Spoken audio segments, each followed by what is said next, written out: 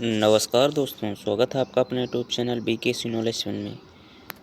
दोस्तों, आज हम बात करने वाले हैं आपका मध्य प्रदेश राज्य पात्रता परीक्षा 2022 का जो एग्ज़ाम होने वाला है, यानी सेट एग्ज़ाम जो होने वाले हैं, उसके फर्स्ट पेपर के सिलेबस के बारे में आज हम डिस्कस करने वाले हैं। दोस्तों, यही as it is same syllabus जो है तो आपका UGC नेट में भी पूछा जाता है। चाहे आप सेट का सिलेबस देख लीजिए, चाहे नेट का सिलेबस देख लीजिए, सेम ही होता है।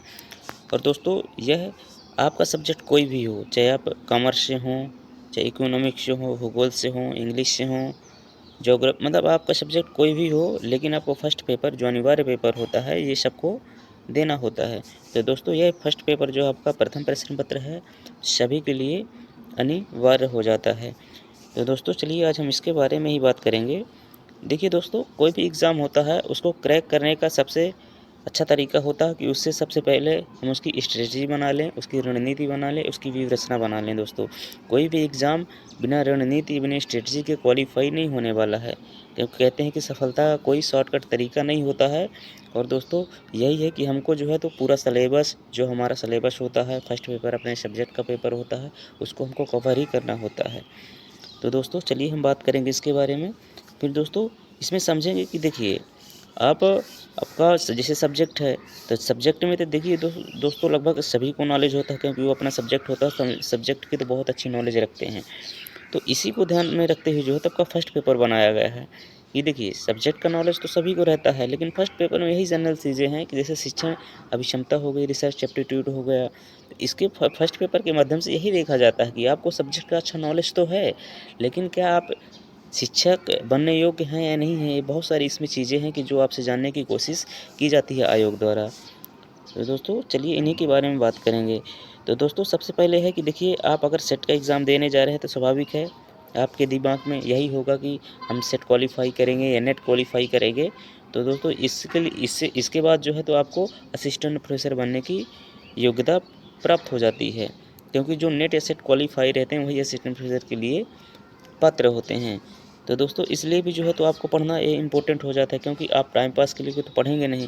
तो दोस्तों, इसके सिलेबस के बारे हम एक-एक चीज़ के बारे में डिस्कस करने वाले हैं, और उसको जो है तो आप अच्छी तरह से समझते जाइएगा। तो दोस्तों, ये है जो मध्य प्रदेश राज्य पात्रता परीक्षा का प्रथम प्रश्न पत्र का सिलेबस। तो इसके बारे में चलिए हम समझते हैं। देखिए, इसका नाम रखा गया है सामान्य प्रश्न पत्र, शिक्षण और शोध अभिव्यक्ति दोस्तों।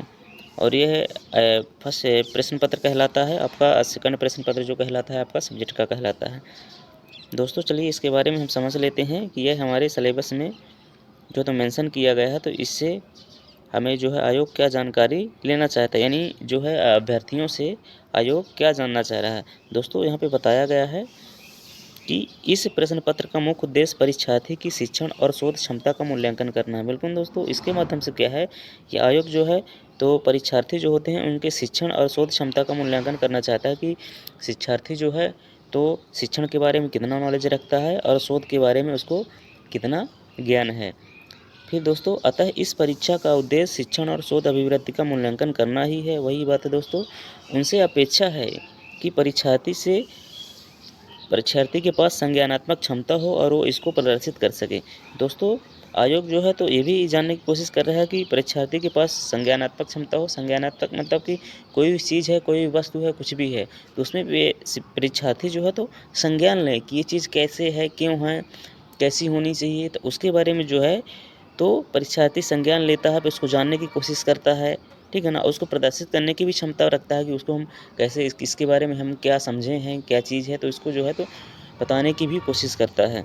फिर दोस्तों, संज्ञानात्मक क्षमता में विस्तृत बोध का मतलब होता है दोस्तों, मतलब कोई आपको मैटर दे दिया गया है तो उसको आप उसका बोध करें, उसको समझें, उसके भाव को समझें, यही विस्तृत आप बोध कहलाता है। फिर दोस्तों, उसका विश्लेषण करना, मूल्यांकन करना और तर्क की संरचना की समझ है।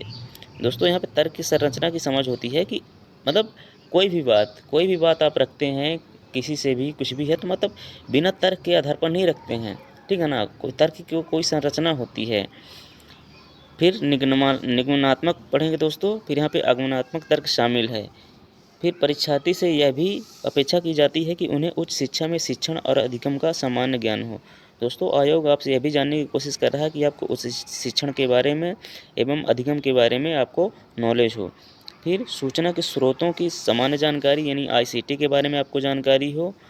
उन्हें इसके साथ साथ उन्हें लोगों, पर्यावरण और प्राकृतिक संसाधनों के बीच समव्यवहार और जीवन की गुणवत्ता पर उनके प्रभाव की जानकारी हो। दोस्तों यहाँ पे आप जो है आपके पर्यावरण यानी जो लोग हैं यहाँ के और जो पर्यावरण है उनके बीच जो मनुष्य का जो भी समव्यवहार होता है या प्राकृतिक संसाधनों के बीच जो भी व्यवहार करता है मनुष्य, तो उसके बारे में जो है आपको जानकारी होनी चाहिए। विस्तृत पाठ्यक्रम विवरण इस प्रकार दिया गया है। चलिए दोस्तों फिर समझते हैं आगे पाठ्यक्रम विस्तृत रूप से क्या है। दोस्तों सबसे पहले तो देखिए इसमें हम समझ लेते हैं कि इसमें टोटल जो है तो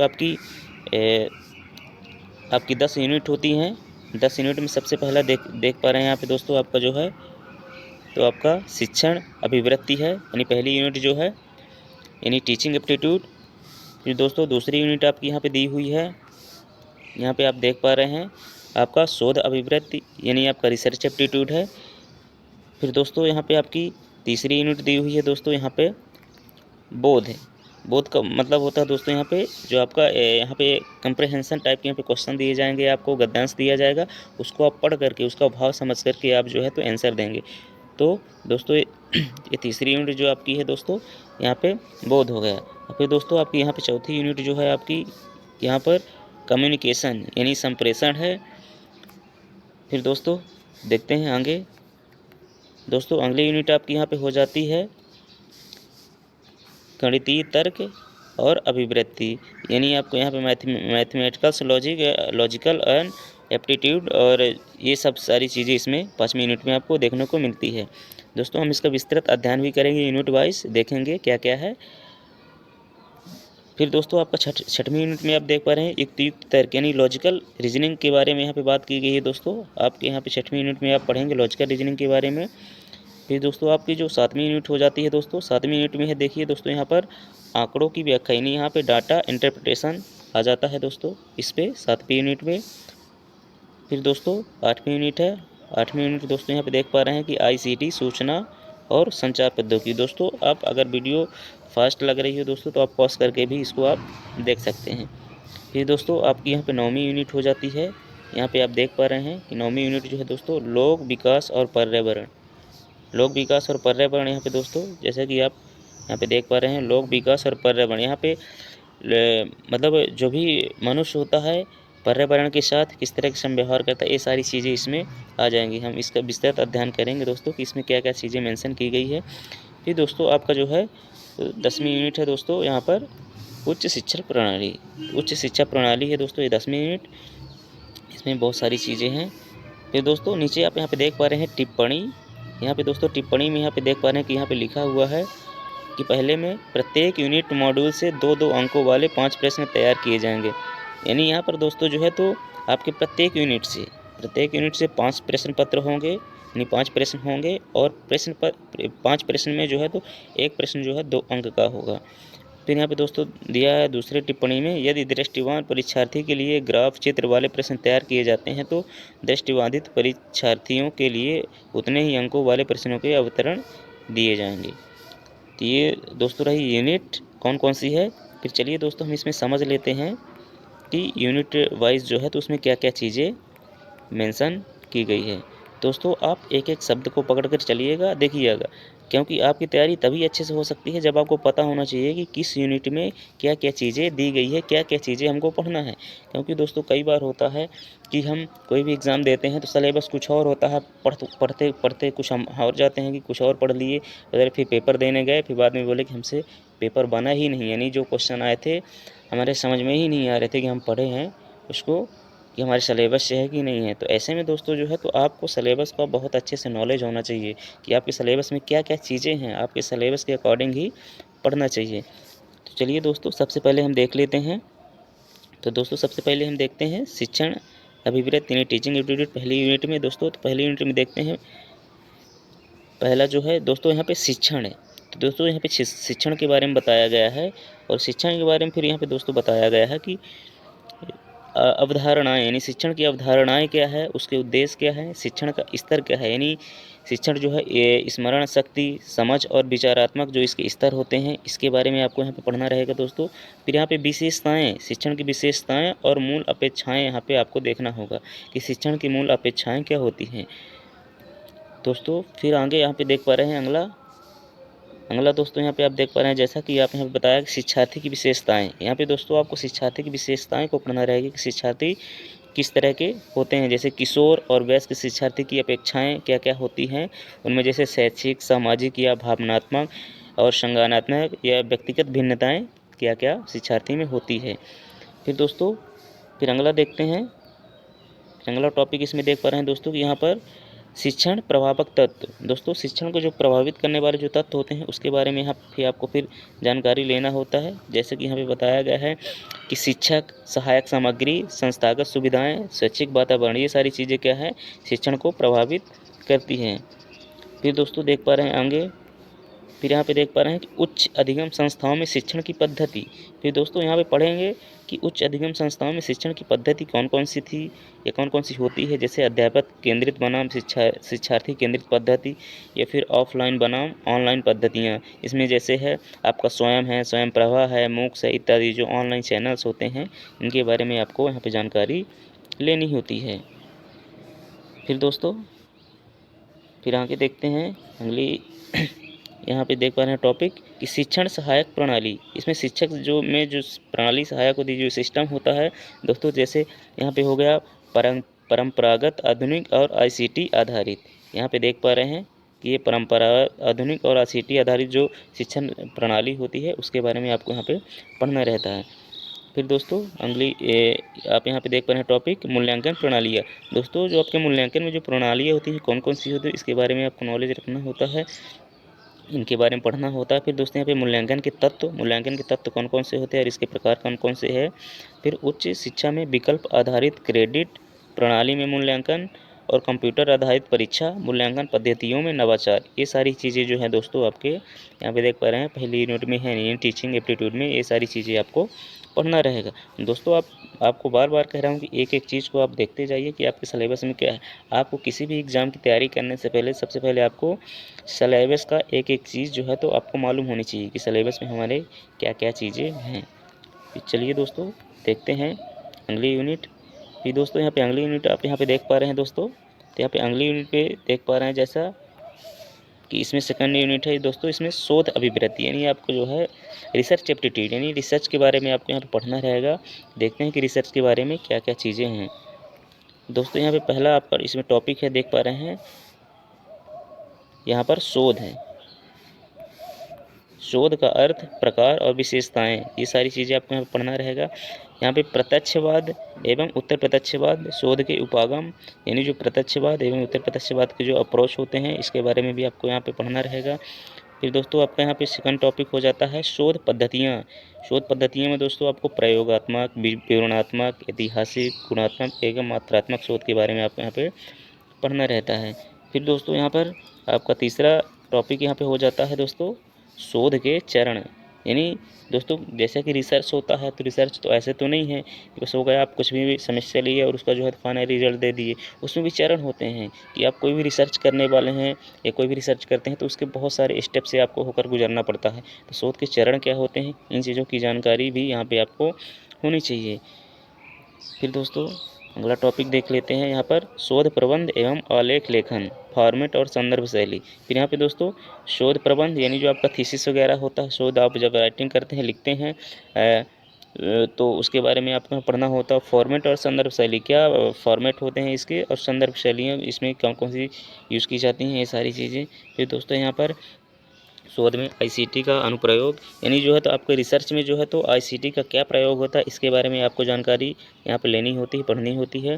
फिर यहाँ पे आता है दोस्तों लास्ट टॉपिक इसमें इकाई 2 में शोध नैतिकता। शोध नैतिकता दोस्तों, इसमें शोध नैतिकता का मतलब है कि आप कितने ईमानदार होकर के अपना रिसर्च कर रहे हैं। मतलब आप कहीं से कॉपी कट पेस्ट कॉपी तो नहीं कर रहे हैं मैटर का, या चोरी तो नहीं कर रहे हैं, ये सारी चीज़ें इसमें आ जाती है। तो दोस्तों ये रही सेकंड यूनिट। चलिए दोस्तों फिर समझते हैं थर्ड यूनिट के बारे में। तो दोस्तों थर्ड यूनिट में यहाँ है कि बोध है, यानी कंप्रहेंसिव टाइप के यहाँ पे क्वेश्चन होंगे, आपको गद्यांश दिया जाएगा दोस्तों। और इसमें जो है तो आपको इसको पढ़ करके इसके भाव यानी अर्थ को समझ करके इसमें जो है तो आपसे प्रश्न पूछे जाएंगे, 5 प्रश्न पूछे जाएंगे, उसमें से आपको आंसर देना होता है तीसरी यूनिट में। फिर दोस्तों आपकी चौथी यूनिट आ जाती है यहाँ पर, ये संप्रेषण यानी कम्युनिकेशन। दोस्तों कम्युनिकेशन के बारे में आपको यहाँ पढ़ना होता है। संप्रेषण, तो दोस्तों यहाँ पे संप्रेषण के बारे में जैसा कि आप यहाँ पे देख पा रहे हैं कि संप्रेषण का अर्थ प्रकार और अभिलक्षण। यहाँ पे दोस्तों संप्रेषण के बारे में आपको उसका अर्थ पता होना चाहिए, प्रकार पता होना चाहिए, उसकी अभिलक्षण पता होना चाहिए, ये सारी चीज़ें आपको यहाँ पे प्राप्त करनी होती है। फिर दोस्तों अगला टॉपिक है इसमें प्रभावी संप्रेषण। प्रभावी संप्रेषण में दोस्तों आपको वाचिक और एवं गैर वाचिक संप्रेषण, फिर अंतः सांस्कृतिक एवं सामूहिक संप्रेषण, फिर यहाँ पे कक्षा संप्रेषण। तो दोस्तों ये सारी चीज़ें यहाँ पे आपको ये पढ़नी रहेगी। फिर दोस्तों प्रभावी संप्रेषण की बाधाएं यानी कम्युनिकेशन में जो बैरियर्स आते हैं, कौन कौन से बैरियर्स आते हैं, ये सारी चीज़ें जो हैं तो आपको यहाँ पे देखनी होती है, यानी ये सारी चीज़ें आपको नॉलेज होना चाहिए। फिर दोस्तों यहाँ पे जन मीडिया एवं समाज, यानी जो मीडिया होता है, मास मीडिया जैसे हो गया, ये सारी चीज़ें हैं, और इनमें समाज के बीच क्या कम्युनिकेशन होता है, तो इसके बारे में जो है दोस्तों आपको जानकारी लेना होता है। तो ये रही दोस्तों चौथी यूनिट। चौथी यूनिट में आप देख पा रहे हैं कि ये सारी चीज़ें आपको यहाँ पे पढ़ना होता है। फिर दोस्तों चलिए देखते हैं अगली यूनिट। फिर दोस्तों अगली यूनिट आती है आपकी ये 5वीं। इसमें दोस्तों आपका जो है तो गणितीय तर्क अभिवृत्ति है, यानी आपका मैथमेटिकल लॉजिक इसमें क्वेश्चन रहते हैं। तो इसमें दोस्तों पहला है देखिए टॉपिक, इसमें तर्क के प्रकार। दोस्तों आपके तर्क के बारे में नॉलेज होना चाहिए, तर्क के प्रकार कौन कौन से होते हैं, ये चीज़ें यहाँ पे आपको पढ़ना है। फिर दोस्तों संख्या श्रेणी, अक्षर श्रेणी, कूट और संबंध, ठीक है ना दोस्तों। तो यहाँ पे नंबर सीरीज हो गया, अल्फ़ाबेट सीरीज हो गया दोस्तों, और यहाँ पे कोडिंग डिकोडिंग या फिर रिलेशनशिप यानी संबंध जो होता है, इस तरह के क्वेश्चन जो है तो आपके पूछे जाते हैं। फिर दोस्तों पर गणितीय अभिव्यक्ति में दोस्तों इसमें आप देख पा रहे हैं कि आपका जैसे अंश है, समय और दूरी है, अनुपात, समानुपात, प्रतिशतता, लाभ और हानि, ब्याज और छूट, औसत।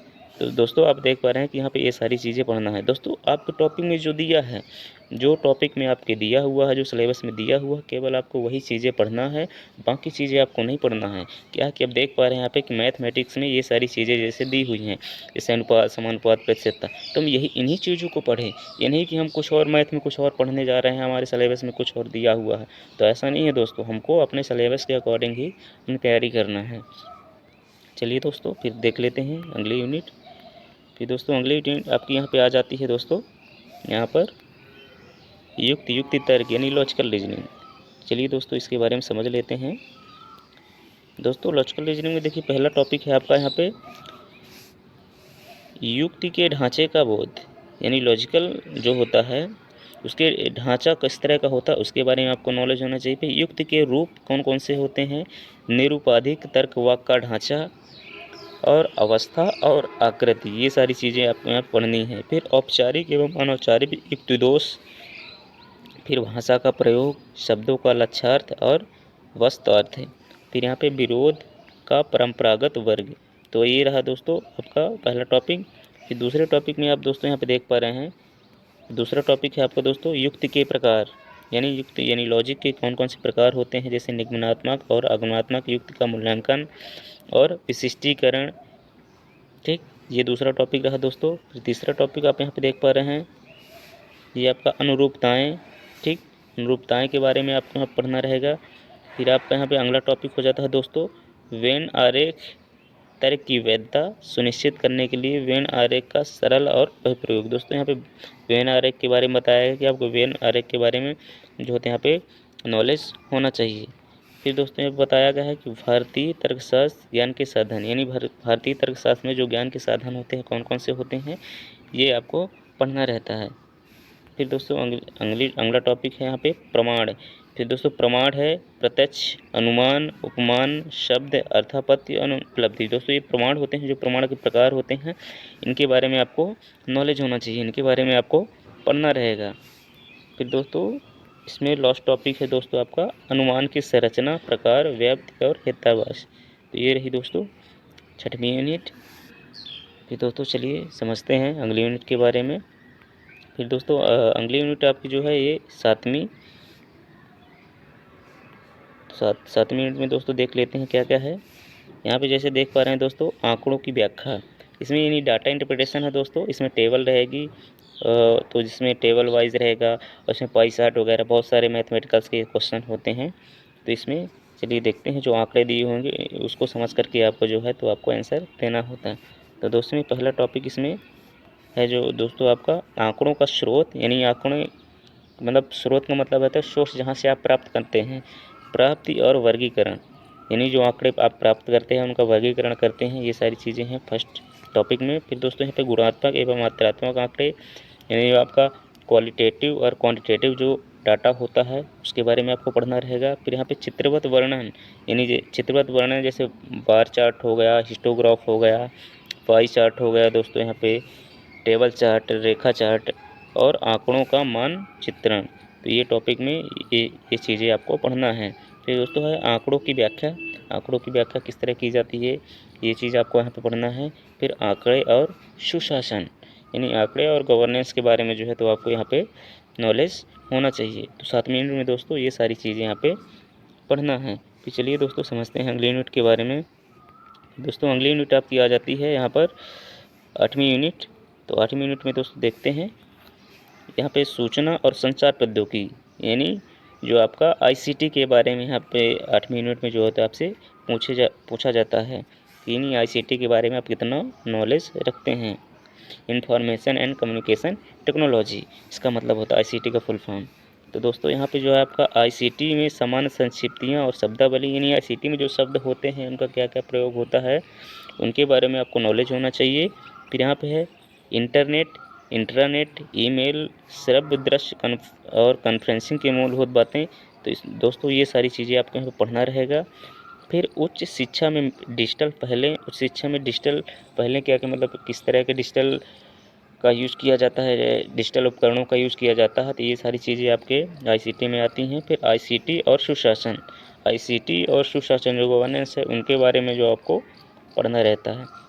तो दोस्तों ये रही 8वीं यूनिट। दोस्तों मैं आपको बार बार कहता हूँ कि आप यूनिट वाइज जो है तो आपका टॉपिक एक शब्द को देखिए कि क्या क्या चीज़ें हैं, क्या क्या चीज़ें हमको पढ़ना है, ठीक है ना, क्या क्या चीज़ें हमको नहीं पढ़ना है, क्योंकि जो हमारी टॉपिक में नहीं है, हमारे इसमें नहीं है, हमारे सिलेबस में नहीं वो चीज़ हम क्यों पढ़ेंगे।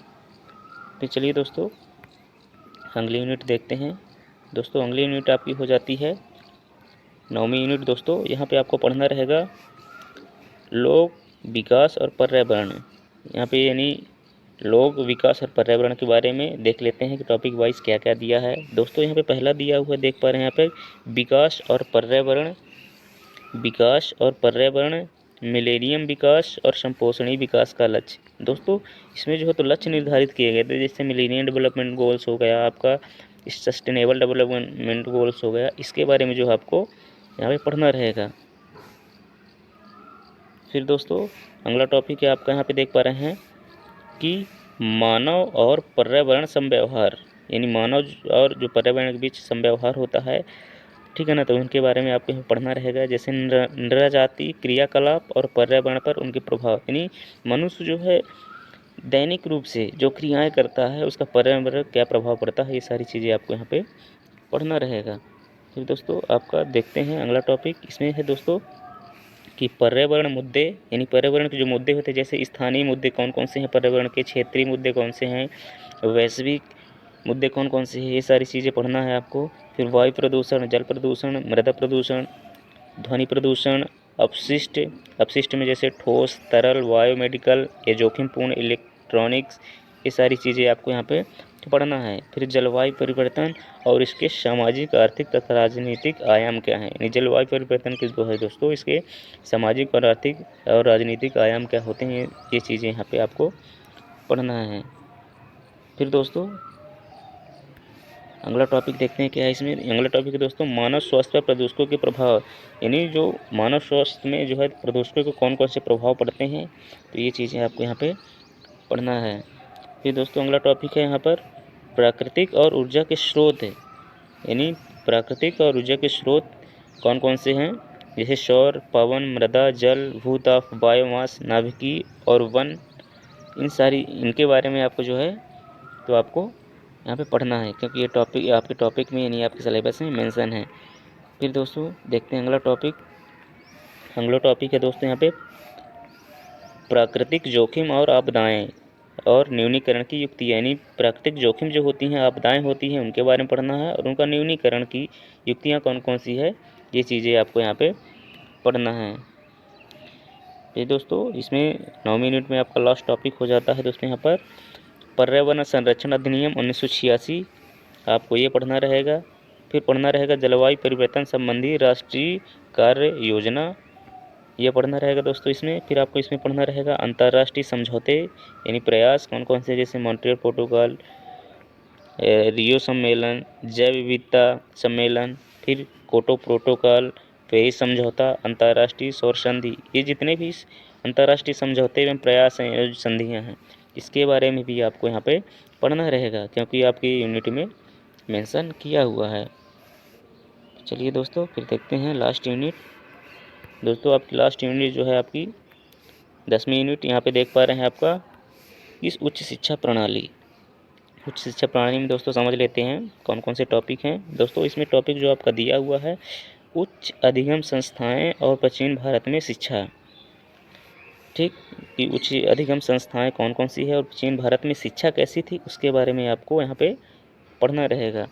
फिर दोस्तों अगला टॉपिक है इसमें, यहाँ पे देख पा रहे हैं कि स्वतंत्रता के बाद भारत में उच्च अधिगम और शोध का उद्भव, यानी स्वतंत्रता के बाद जो है तो भारत में उच्च अधिगम और शोध का उद्गम कैसे हुआ, यानी उच्च अधिगम संस्थाएं जो है तो कैसे आई, कब उनका उद्भव हुआ, और शोध के बारे में कि यानी शोध जो है तो भारत में कब से उसका उद्भव हुआ, कब से शोध के बारे में लोग यहाँ पे जागरूक हुए। फिर अगला टॉपिक है दोस्तों इसमें आपका भारत में प्राच्य या पारंपरिक और गैर पारंपरिक अधिगम कार्यक्रम, यानी जो भारत में प्राचीन और पारंपरिक रूप से जो अधिगम कार्यक्रम चलते आ रहे हैं, गैर पारंपरिक रूप से जो अधिगम कार्यक्रम है उसके बारे में आपको यहाँ पे पढ़ना है।